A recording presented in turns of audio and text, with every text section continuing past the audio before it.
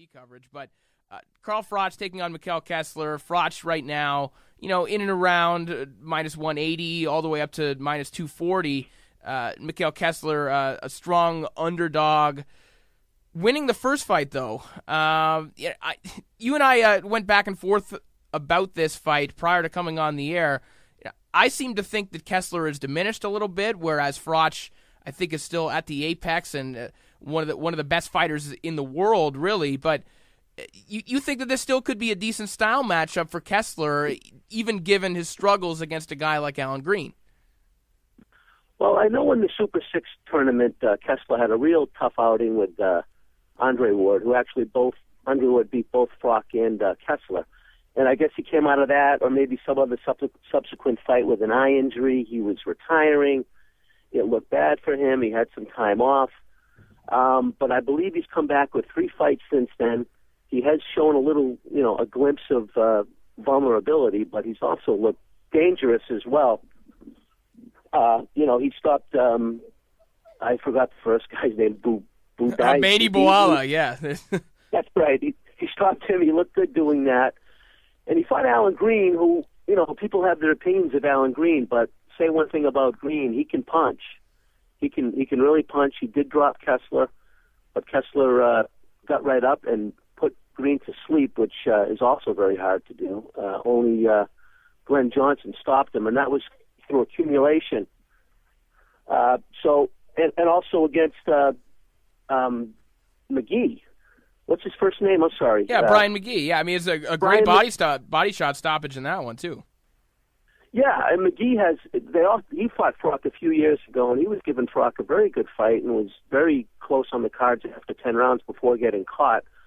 And McGee has sort of had a resurgence. He's looked pretty good, save a loss to Lucien Boutte, but he's looked decent in the last few years. And Kessler really nailed him with body shots and stopped him in the 3rd round. And McGee even had an opinion on the fight, saying that he believes that Kessler will win.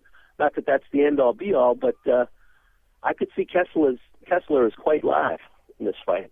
Yeah, I mean, Kessler, when he's at his best, has the kind of style, as you were talking about, to trouble a guy like Froch, because he throws his jab out there, and it's different than Carl Froch's approach with his jab, whereas Froch will throw his, I think, simply to land. He's not really going to measure with it too much. When he throws it, he wants to land with it. Kessler will mix up the velocity of his jabs. He'll throw them. He'll go up and down with it. And with an active left hand, it kind of stops those ambushes that Froch likes to load up. He'll walk with his punches a little bit awkwardly, but it's worked for him throughout his entire career. But a left hand in his face can kind of deter a little bit. In your opinion, then, is Kessler just straight up, would that be the wise play for bettors out there this week? I think so. I think I might lean on him myself. I think he's got a good chance. I know there's neutral judges. I know the last time they fought, he outlanded Froch by 50 punches and threw 200 more.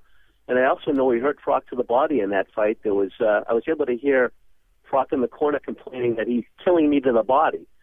And I really, even though Froch is riding high, his confidence is high. He's looked very good over the last few years. I don't see him as significantly different. He's always been solid, strong, and awkward with a good chin. And Kessler is a solid, straight-up boxer. The man can definitely punch. I mean, he really does hit with some authority still, even if he's lost just a touch of speed. I think he'll be right there because Froch isn't overly speedy as well, so it's not going to be an issue where Kessler's outspeeded so much as if with an Andre Ward.